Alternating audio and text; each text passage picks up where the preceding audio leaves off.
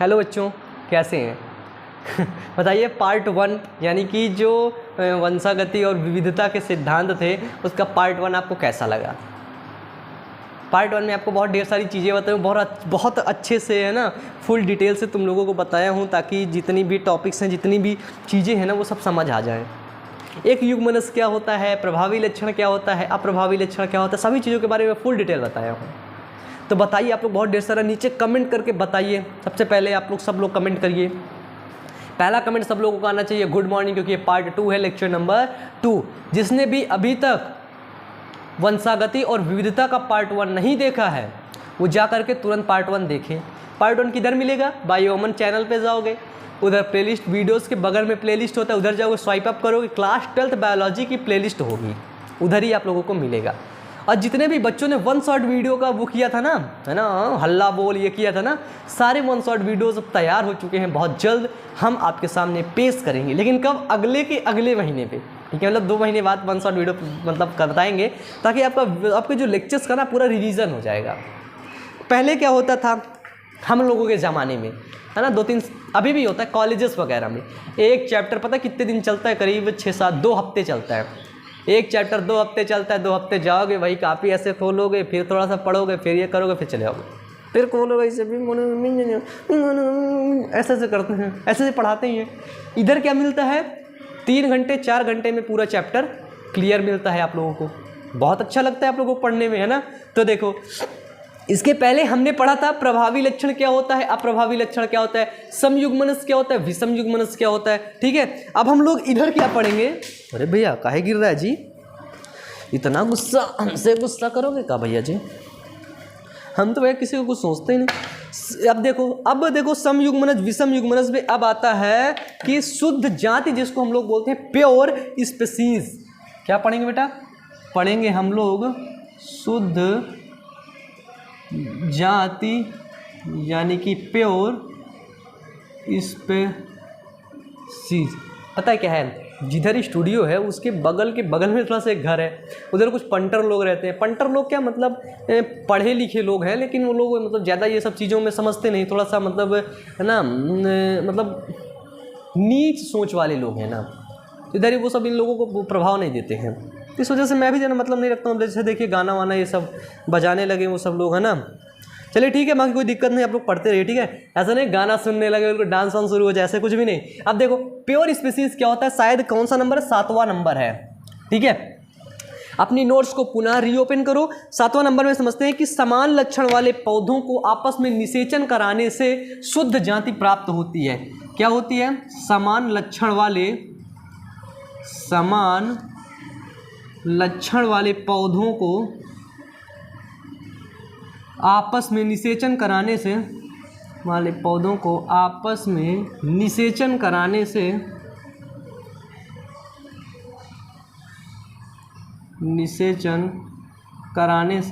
शुद्ध जाति वाले पौधे प्राप्त होते हैं।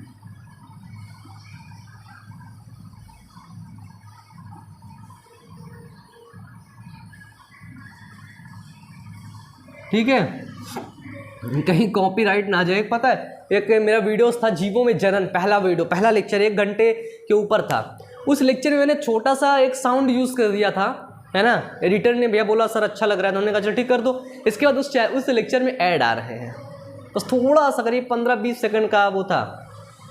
और अगर आप लोगों में कोई एक ऐसा बंदा है जिसके पास कुछ ऐसा हुनर है पढ़ाने का, एज अ मोटिवेशनल कंटेंट लिखने का, तो हम लोगों के साथ जुड़ सकता है, हमको इंस्टाग्राम में पर्सनली मैसेज कर सकता है। यदि आप लोगों को पर्सनली बात करनी है तो आप लोग इंस्टाग्राम में आ सकते हैं, उधर बहुत ढेर सारे वीडियोज़ हैं, उनको भी देखिए और पर्सनली हमसे बात करिए, ठीक है। बाकी तो टेक्निकल डिपार्टमेंट है, पूरी टेक्निकल टीम काम करती है हमारे साथ, ठीक है। अब देखो समान लक्षण वाले पौधे को, जैसे कैपिटल टी वाले पौधे को हमने कैपिटल टी वाले पौधे के साथ ही निषेचन कराया। ये पौधा था।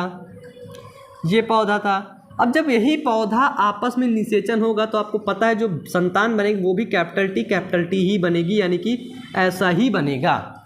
इसको हम लोग क्या बोलेंगे? इसको हम लोग बोलेंगे ये प्योर स्पीसीज है ना, यानी कि ये शुद्ध जाति का है। अब देखते हैं शुद्ध जाति के बाद हम लोग देखते हैं संकर जाति, यानी कि हाइब्रिड स्पीसीज। 8 नंबर हेडिंग डालिए। अब डालिए संकर जाति। ठीक है, चलिए हेडिंग डालिए, हाइब्रिड स्पीसीज। अब आपको पता होगा कि जो शुद्ध जाति होती है, शुद्ध जाति क्या होती है? शुद्ध जाति बेटा पता होगा समान लक्षण वाले पौधे को जब आपस में निषेचन करवाएंगे। अब संकर स्पीसीज क्या होती है कि विपरीत लक्षण वाले पौधों को, विपरीत लक्षण व असमान लक्षण वाले पौधे को, व असमान लक्षण वाले पौधों को, असमान लक्षण वाले पौधों को आपस में निषेचन कराने से, आपस में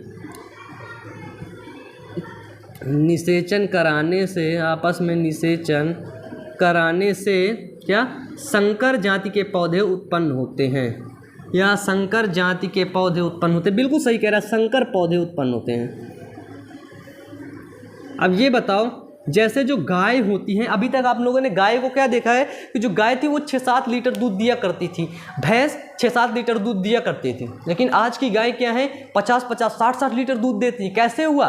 क्योंकि इन्होंने क्या किया, इस गाय को, भैया गाय तो मुझसे नहीं बनेगी है ना, इस गाय को इस बैल के साथ या फिर इस घोड़े के साथ क्रॉस कराया, आपस में संकरण कराया, निषेचन कराया, इसका शुक्राणु लिया, इसके अंडाणु से निषेचन कराया, और जो नया गाय बना वो ऐसे बन गया। संकर बना, इनसे मिल तो थोड़ी ना रहा है, संकर बना। और संकर बना, ये 10 लीटर दूध देता था, ये भी 10 लीटर देता था। अबे ये मेल है तो दूध कहाँ देगा, ये 10 लीटर दूध देती थी। जब ये समझो अगर लड़की बन गई तो ये कितना देने लगी, ये देने लगी 50 लीटर दूध देने लगी। अब बताओ, समझ आ गया ना संकर और शुद्ध में। अब विपरीत लक्षण वाले जैसे कैपिटल टी के क्रॉस स्मॉल टी से करा दिया गया। अब देखो विपरीत लक्षण मिलेंगे, कैपिटल टी स्मॉल टी मिलेगा हमको, जिधर भी करेंगे 4 खंड बनेंगे इसके, कैपिटल टी स्मॉल टी ही मिलेंगे, तो इसको हम लोग क्या बोले, विपरीत लक्षण वाले, यानी कि ये संकर जाति हुई। अब हमने इसको संकर जाति क्यों बोला? सबसे बड़ा क्वेश्चन होता है भैया क्यों, ये क्वेश्चन बहुत इंपॉर्टेंट होना चाहिए। और जो स्टूडेंट है ना उनकी लाइफ में होना भी चाहिए, क्यों, आखिर ऐसा क्यों। अगर आपसे कोई बोल दे कि बेटा तू डॉक्टर नहीं बन सकता, तो उन लोगों का क्वेश्चन ये नहीं होना चाहिए कि हाँ सही कह रहे हैं नहीं बन सकता, ये नहीं होना चाहिए। पूछना चाहिए आखिरकार आपको ऐसा क्यों लग रहा है। किसी ने बोला कि बेटा, मुझसे बहुत लोग बोलते हैं कि अरे ये यूट्यूब पे वीडियोस बनाना है ना, ये सब छोड़ दे, क्यों कर रहा है फालतू में, कुछ कोई काम का नहीं है ना, इससे पैसे नहीं आते हैं, इससे तुमको लोग जानेंगे नहीं, तुम अपना वीडियोस बनाते रहते हो, स्टूडियो में घुसे रहते हो ये दिन भर, तुम जब बाहर निकलोगे तो लोग तुम्हें जानेंगे। अब उनको क्या पता कि आप इतने लोगों ने मुझको बहुत ढेर सारा प्यार दिया है, आप इतने लोग मुझे जानते हैं, हज़ारों लोग, 2000 लोग, 3000 लोग मुझे जानते हैं, और 80,000 लोग मुझसे पढ़कर अभी निकल चुके हैं, उनको क्या पता। मैंने उन लोगों से बोला आखिरकार क्यों नहीं लोग मुझे जानेंगे, तो उन्होंने रीज़न भी बताया। हम कहे अच्छा, हम कहे चलो ठीक है भैया, चलो ठीक, कोई बात नहीं, हम निकलेंगे बाहर। लोग बोलते हैं यूट्यूब छोड़ दो, यूट्यूब छोड़ दो, कोई मतलब नहीं है, बच्चे नहीं पढ़ते हैं ये वो। आप लोग बताइए यूट्यूब छोड़ दें, बताइए। यदि आप लोगों को सपोर्ट ना हो, यदि आप लोग ना चाहते हो तो भैया यूट्यूब छोड़ देंगे, कोई बहुत बड़ी चीज़ नहीं है हमारे लिए, छोड़ देंगे यूट्यूब, अपना ऑफलाइन क्लासेस लेंगे, ऑफलाइन क्लासेस में पढ़ाएंगे। लोग डिमोटिवेट कर देते हैं यार, कुछ अच्छा करो, कुछ है ना, आप लोग समझ रहे, इतना बेहतर तरीके से सोचो। मैं अपना पर्सनल अपनी लाइफ बता दूं, सुबह 5-6 बजे के अप्रॉक्सीमेट उठता हूं, है ना, 7 बजे 8 बजे आप लोगों को वीडियो पब्लिश होता है, वीडियो प्राइमर होता है। शाम को पता है 12 बजे 1 बजे तक रात में स्क्रिप्ट लिखता हूँ कि कल मैं किस तरह समझाऊंगा, कैसे समझाऊंगा, और इतने बायोलॉजी को इतने फनी अंदाज में आप लोगों को समझाता हूँ कि पूरी बायोलॉजी आपको याद हो जाएगी, है ना, बिल्कुल एक एक टॉपिक हंसा के बता के। अब आप लोग जब प्यार देंगे, बहुत ढेर सारा आप लोग जानेंगे, ये करेंगे, शेयर वेयर करेंगे ना, तभी उन लोगों की बोलती बंद होगी, है ना, बोलती बंद करनी है बेटा। ठीक है, चलो इतना हो गया शुद्ध जाति और संकर जाति, इतना हो गया कि नहीं, जल्दी बताइए, इसमें कोई दिक्कत नहीं? दिक्कत अभी 2 लक्षण और पढ़ने हैं। ठीक है, चलिए इसका स्क्रीनशॉट ले लीजिए। स्क्रीनशॉट भैया नहीं लेना है, लिखना है कॉपी में लिख लो। ठीक है, मिटा देते इसको हम। यार ज़िंदगी पता है, कहते हैं कि उसकी ज़िंदगी अच्छी, उसकी ज़िंदगी अच्छी है। ज़िंदगी वास्तव में किसी की नहीं अच्छी होती है। जो लोग स्ट्रगल नहीं करना चाहते हैं ना, बिल्कुल ऐश की ज़िंदगी लेना चाहते हैं, उनको, अब देखो मुझसे मुंह मत खुलाओ, जिसकी ज़िंदगी में स्ट्रगल नहीं होता है, जिसकी ज़िंदगी में मेहनत नहीं होती है, उसको इतना ज़्यादा अचीवमेंट नहीं होता है। आज खान सर, नरेंद्र मोदी इतना पॉपुलर क्यों है? क्योंकि उन्होंने बहुत मेहनत किया है ना, उन्होंने बहुत मेहनत किया है। अगर सोचो, अगर वो स्ट्रगल ना किए होते, वो ऑफलाइन क्लास ही चलाए होते, उसी में स्ट्रगल करते, तो क्या आज उनको पूरी दुनिया जान पाती, पूरा भारत जान पाता? नहीं जान पाता। इसलिए आप लोग भी हैं ना, मेरा तो छोड़िए, मैं तो आज नहीं तो कल मुझे तो सफल होना ही है।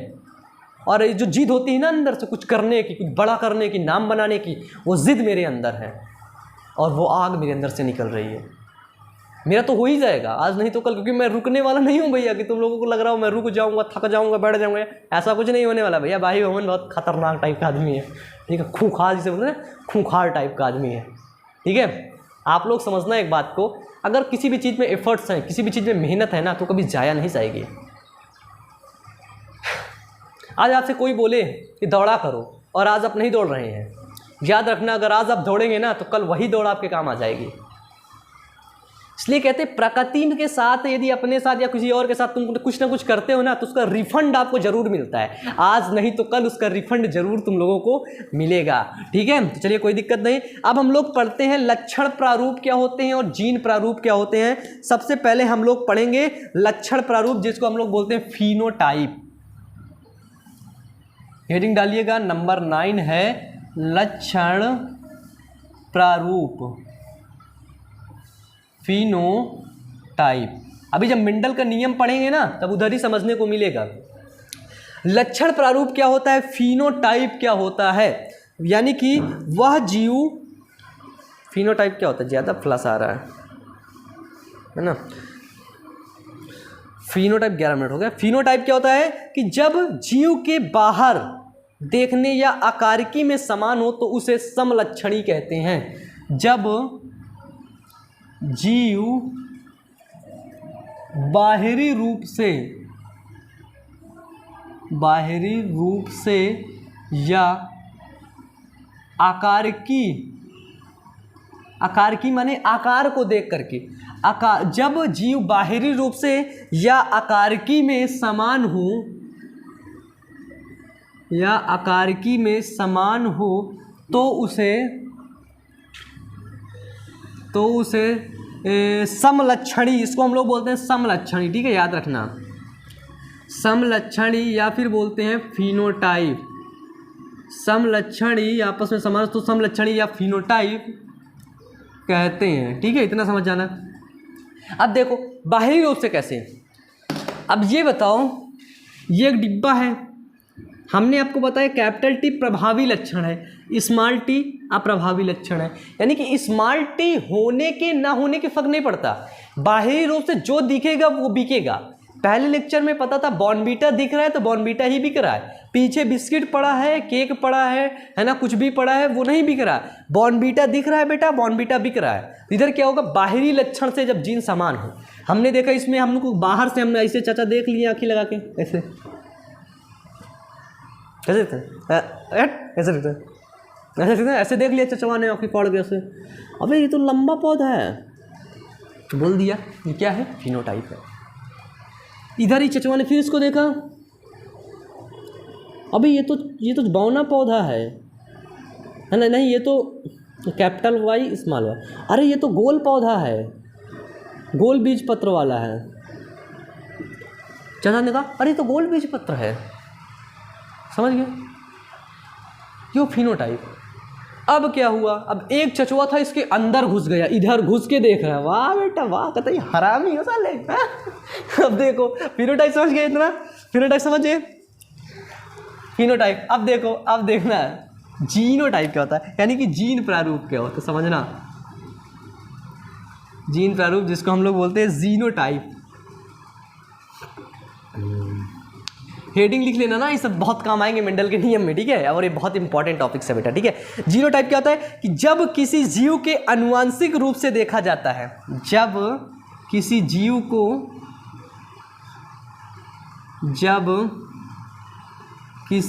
को आनुवांशिक रूप से देखा जाता है, जीव को आनुवांशिक रूप से देखा जाता है ना, या जीन के लेवल, जीन के ऊपर देखा जाता है, या जीन के लेवल तक जाया जाता है, जीन देखा जाता है, जीन के ऊपर देखा जाता है, तो उसे जीनोटाइप कहते हैं। तो उसे क्या बोलते हैं बेटा? तो उसे जीनोटाइप कहते हैं।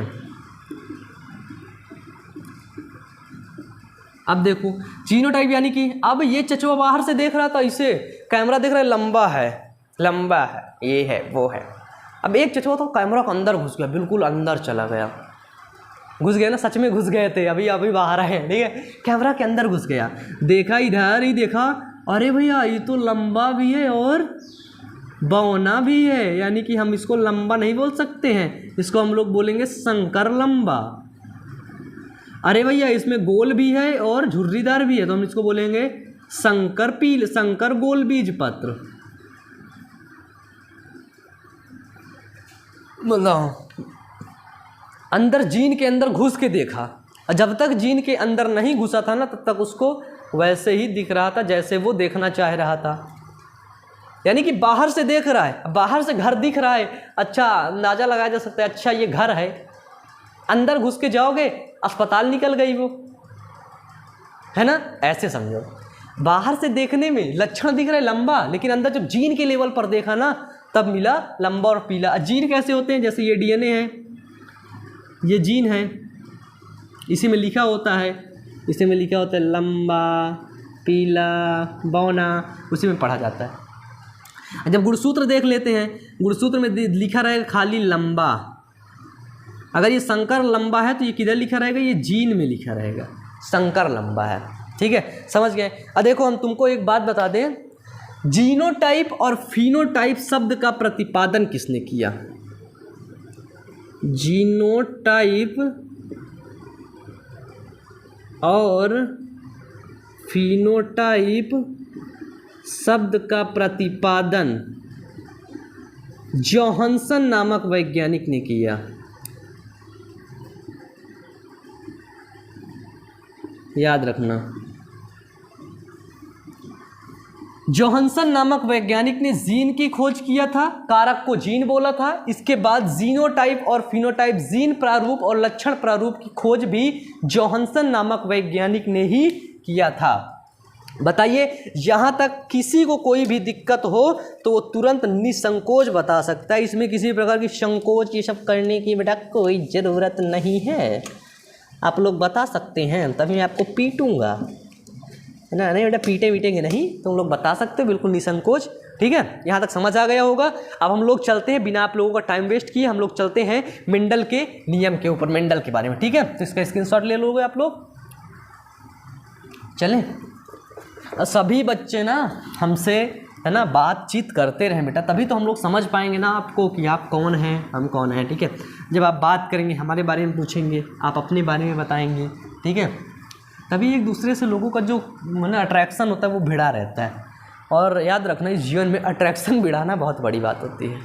ठीक है, अब हम लोग सबसे पहले चलते हैं मेंडलवाद यानी कि मेंडलिज्म के बारे में। किसके बारे में? मेंडलवाद।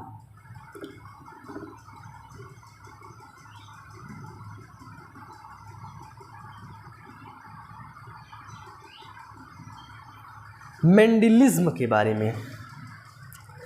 मेंडलवाद यानी कि मेंडलिज्म यानी कि मेंडल के नियम। सबसे पहले समझते हैं मेंडल कौन है। मेंडल का जो पूरा नाम था वो था बेटा ग्रेगर जॉन मेंडल। पूछा जाता है, क्वेश्चन बहुत इंपॉर्टेंट है। मेंडल का पूरा नाम बताओ, तो मेंडल का पूरा नाम था ग्रेगर जॉन मेंडल। अब देखिए, मेंडल का नाम था ग्रेगर जॉन मेंडल। मेंडल क्या थे? चर्च में पादरी थे। मेंडल चर्च में पादरी थे। मेंडल किस देश के थे? तो मेंडल बेटा थे ऑस्ट्रिया देश के। ऑस्ट्रेलिया या ऑस्ट्रिया बोलते हैं, ठीक है, ऑस्ट्रिया देश के थे और ये चर्च में पादरी का काम करते थे। अब पादरी पता है क्या होता है? जैसे मंदिर में पुजारी होता है, उधर चर्च में पादरी होता है। पादरी क्या करता है? जो बागवान होते हैं, है ना, बगीचा हो गया, है ना, पेड़ पौधों हो गया, इन्हीं को पानी देना, है ना, कटिंग करना, छटिंग करना, सब चीज़ करना, ये मेंडल का काम था। तो मेंडल ने क्या किया? ये चर्च था, बता ही देते हैं। हाँ, जी है चर्च, ई है चचा मेंडल। देख लो, देखे नहीं होगे, मेंडल तो मर चुका है भैया।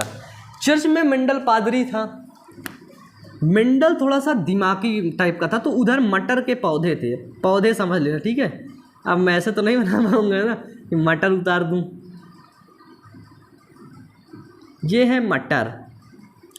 चर्च में बहुत ढेर सारे पेड़ पौधे थे, सबकी रखवाली करता था। उधर इसको मटर का पौधा मिल गया मेंडल को, तो इसने क्या किया, मटर के पौधे में अपना प्रयोग करना शुरू कर दिया। ये मेंडल चचवाया, ये प्रयोग करने लगा मटर के पौधे में। और ये जो मटर कौन थी, ये उद्यान मटर थी। एक जंगली मटर होती है, एक उद्यान मटर होती है। तो यदि पूछा जाए मेंडल ने किस मटर पर अपना पौधा किया, अपना प्रयोग किया था, वो थी उद्यान मटर, ठीक है, याद रखना। बहुत क्वेश्चन आते हैं ऑब्जेक्टिव में, मेंडल ने किस पौधे पर अपना प्रयोग किया, तो बताओगे बेटा उद्यान मटर पर, यानी कि पी पर, मटर पर अपना प्रयोग इन्होंने संपन्न किया मेंडल ने, ठीक है। अब उद्यान मटर का वैज्ञानिक नाम क्या होता है, बहुत इंपॉर्टेंट, वैज्ञानिक नाम। उद्यान मटर का वैज्ञानिक नाम होता है पाइजम सैटाइवम, पाइजम सैटाइवम, ठीक है। उद्यान मटर का वैज्ञानिक नाम दिख लेना, बहुत इंपॉर्टेंट है। मेंडल ने मटर के पौधे में किया, और मटर, उद्यान मटर का वैज्ञानिक नाम होता है पाइजम सैटाइवम। अब जो मटर दो प्रकार की होती है, नंबर एक, दो मटर, एक होती है उद्यान मटर, एक होती है जंगली मटर। क्या होती है, एक होती है उद्यान मटर, एक होती है जंगली मटर। जंगली मटर को बोलते हैं हम लेथायरस ओडोरेटस, लेथायरस ओडोरेटस, क्या बोलते हैं, लेथायरस ओडोरेटस। अब जंगल वाली मटर है, लथर पथर जाती है इधर उधर, है ना, तो उसको बोल दिया गया लेथायरस। ओडोरेटर मतलब ऑटो रिक्शा में बैठ के फिराती है, तो उसको बोलते हैं लेथायरस ओडोरेटस, ठीक है, याद रखना। उद्यान मटर को बोलते हैं पाइजम सैटाइवम, और जंगली मटर को बोलते हैं लेथायरस ओडोरेटस। तो जंगली मटर पे इन्होंने अपना प्रयोग नहीं किया, तो किसमें किया, उद्यान मटर पर। तो मेंडल के बारे में समझ गए। अब मेंडल चचा हैं इधर, ये देखो,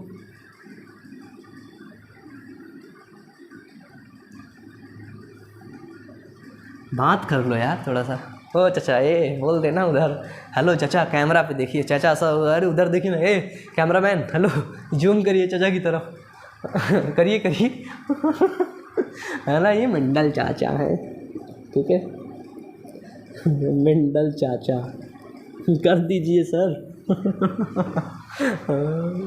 अरे नहीं नहीं नहीं, ठीक ठीक है, बात बैठे ऐसे ही, ठीक है। तो उद्यान मटर और जंगली मटर, ये देखो मेंडल चाचा ने प्रयोग करा इतना। अब सब क्वेश्चन ये आता है कि चचवा मेंडल चचा मटरें काहे लिया। जंगल में रहता था, बहुत ढेर सारे पौधे थे, मतलब वो सॉरी चर्च में रहता था, बहुत ढेर सारे पौधे थे, है ना, गुलाब के, कमल के, कमल रहे होंगे, है ना, ज़्यादा बोल गए का, सही बोल गए, हाँ, गुड़हल के, है ना, ऐसे रहे होंगे। तो चाचा मटर के पौधा पर काहे गए, काहे मटर ज़्यादा पसंद थी का, मटर से शादी वादी करने का विचार था का, नहीं पता। देखो मटर के पौधे पर क्यों किए, ये वेरी इंपॉर्टेंट है, तो इतना आप लोग स्क्रीनशॉट ले लो ना, इसके नीचे ही लिखो, आखिरकार इसके नीचे लिखे दे रहा हूँ, समझ आएगा। आखिरकार मेंडल ने मटर को ही क्यों चुना, तो समझ लो। सबसे पहला चीज, मटर एक वर्षीय होता है और मटर विपरीत लक्षण वाला होता है। मटर एक वर्षीय होता है और विपरीत लक्षण वाला होता है। एक वर्षीय कैसे, मटर की जो फसल होती है वो एक वर्ष में होती, एक साल में होती है ना, एक साल में कई बार हो जाता है मटर।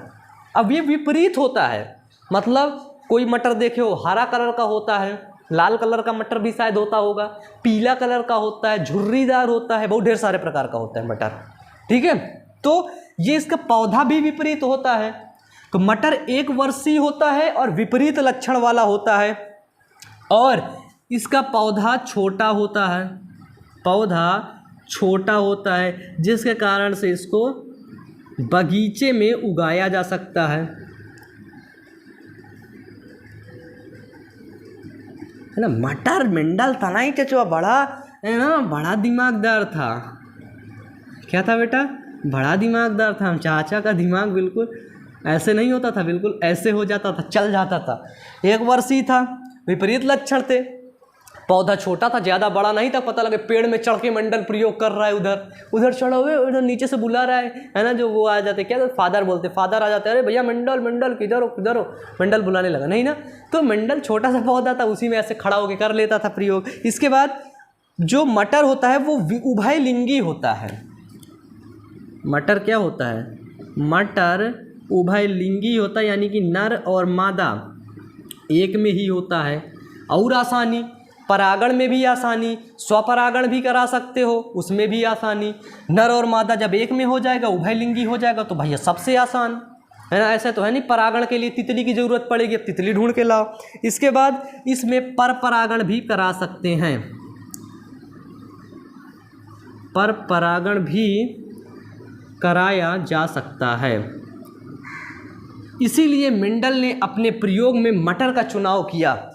तो सबसे पहले आप लोग मेंडल के बारे में इतना लिख लेंगे अपने मन से।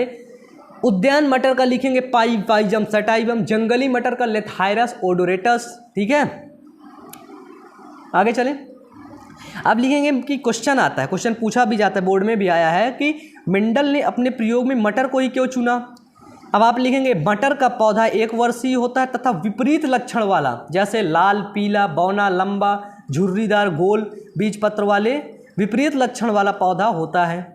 मटर के पौधे को आसानी से बगीचे में उगाया जा सकता है और मटर का पौधा छोटा होता है। फिर नेक्स्ट लिखेंगे कि मटर का पौधा उभयलिंगी होता है, यानी कि इसमें हम स्वपरागण भी करा इसमें स्वपरागण यानी कि उभयलिंगी होता है, नर और मादा एक में भी होता है। अब लिखेंगे नेक्स्ट कि मटर के पौधे में हम स्वपरागण भी करा सकते हैं, ठीक है। स्वपरागण भी मटर के पौधे में पर परागण भी कराया जा सकता है। स्वपरागण को इंग्लिश में बोलते, लिख लीजिए English, self pollination, self pollination. पर परागण को क्रॉस पॉलिनेशन। सेल्फ क्या होता है कि अगर परागण उसी में हो जाए तो उसे सेल्फ पॉलिनेशन। अगर परागकण दूसरे पौधे से आ रहे हैं, यहाँ से परागकण गया तब परागण हो रहा है तो उसको क्रॉस पॉलिनेशन, पर परागण। इतना समझ में आया मटर के पौधा? तो इतना लिख लो आप लोग, ठीक है, इतना लिख लो। अब देखो मटर के पौधे में क्या थे, मटर के पौधे में बहुत ढेर सारे लक्षण थे। अब लक्षण हम लोग देखते हैं सबसे पहले, ठीक है। मटर के पौधे का लक्षण देखेंगे, इसके बाद हम लोग देखेंगे मटर में मेंडल का प्रयोग, मेंडल ने किसमें प्रयोग किया था। तो इसका स्क्रीनशॉट ले लो, मिटा देते हैं अब सब चचा वचा को मिटा डालेंगे, ठीक है। बताइए, देखिए हंसते हुए चलिएगा, ठीक है। ऐसा कुछ नहीं है कि इधर बिल्कुल सीरियस क्लासेस चलती हैं, सीरियस बिल्कुल भी नहीं चलती हैं। पढ़ते रहिए, हंसते रहिए, लेकिन हाँ पढ़ाई के साथ खिलवाड़ नहीं करना है बेटा, ठीक है। पता लगे हंसाइन में पूरा दिन चला जाता है, ख़राब बातें हैं, ठीक है। और मुझे भी थोड़ा सा अंदर से वो फील होता है यार, बुरा फील होता है कि लेक्चर आपको टाइम से नहीं मिल रहे हैं, लेकिन फिर मैं भी क्या कर सकता हूँ, है ना। अभी टाइम नहीं, लेकिन अगले महीने से कंटिन्यू रेगुलर वीडियोस आएंगे, ठीक है, परेशान मत होना। मेंडल 7 लक्षण वाले पौधों को चुना। मटर क्या होते हैं? मटर 7 लक्षण वाले पौधे होते हैं। क्या होते हैं? मटर 7 लक्षण वाले पौधे को चुना।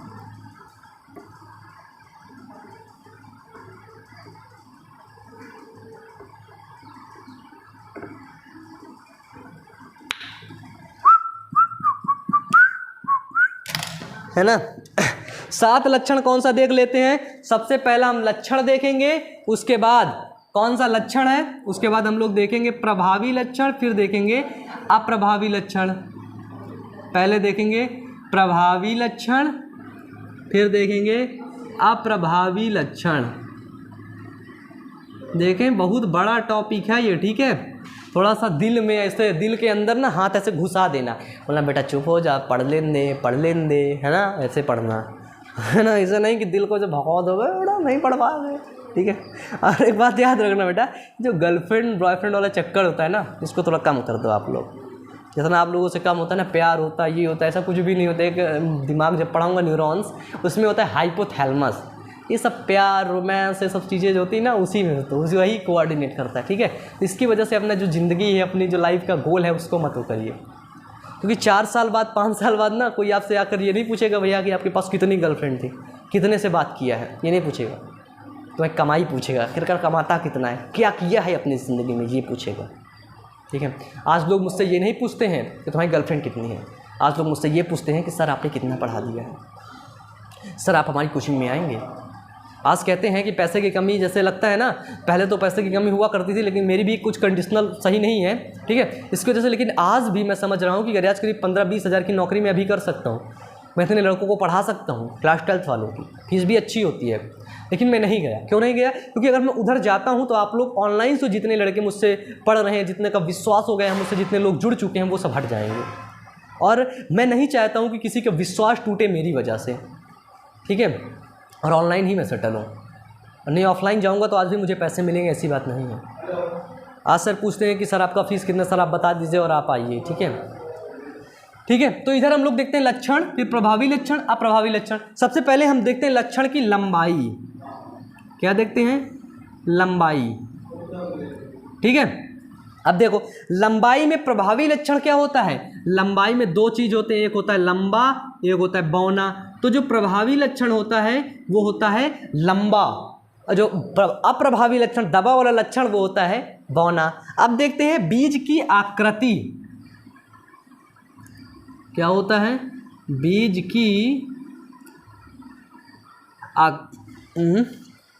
की आकृति।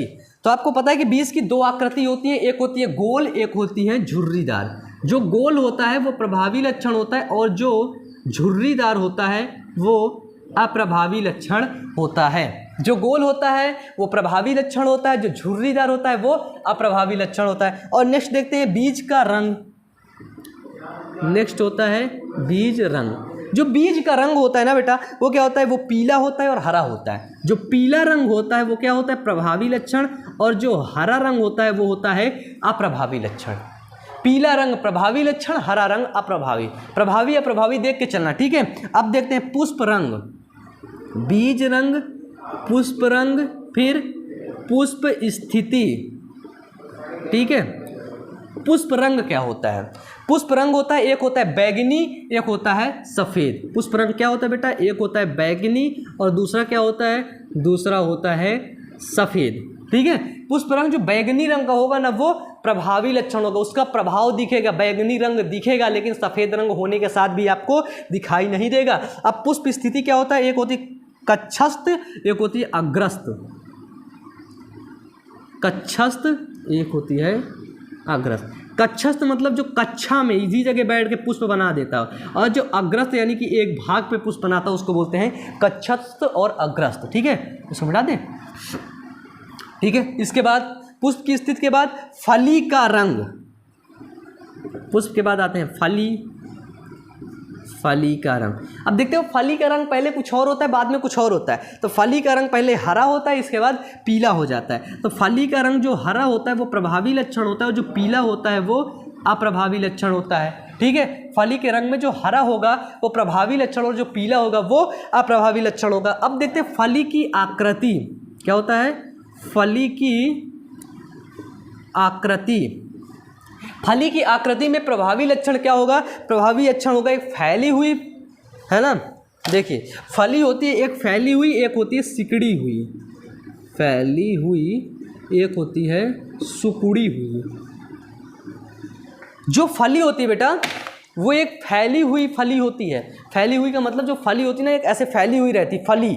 एक होती फैली बिल्कुल सिकुड़ जाती है आपस में ऐसे करके, एक होती फैल जाती है। तो फली जो होती है वो 2 होती है, फैली हुई आकृति। तो ये जो 7 लक्षण वाले पौधे थे, तो 7 लक्षण मिलाना 1 2 3 4 5 6 7 है। अब देखो लंबाई है, प्रभावी लक्षण लंबाई में क्या होगा? लंबा। अप्रभावी लक्षण बौना। इसके बाद बीज की आकृति में प्रभावी लक्षण गोल, अप्रभावी लक्षण झुर्रीदार।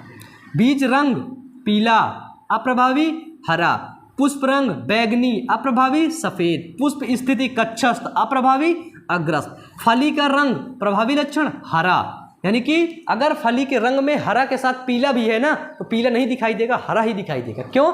क्योंकि फली का रंग प्रभावी लक्षण है हरा। इसके बाद फली की आकृति फैली हुई और ये सिकुड़ी हुई। इतना हो गया, मेंडल का नियम पढ़ने से पहले आपको इतना पढ़ना पड़ेगा।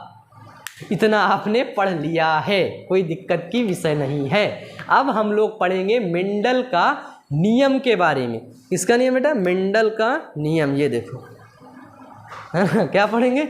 मेंडल का नियम, ठीक है, यानी कि मेंडल का प्रयोग। देखो मेंडल ने सिर्फ 2 ही प्रयोग किया था, एक था एक संकरण और दूसरा था द्विसंकरण, यानी कि एक था मोनोहाइब्रिड और दूसरा है डाई हाइब्रिड। देखो मेंडल का प्रयोग यहाँ पे थोड़ा सा देख लेते हैं और बाकी इसके बाद अगले लेक्चर में बात करेंगे, क्योंकि आज बहुत ज़्यादा हो गया है, ठीक है।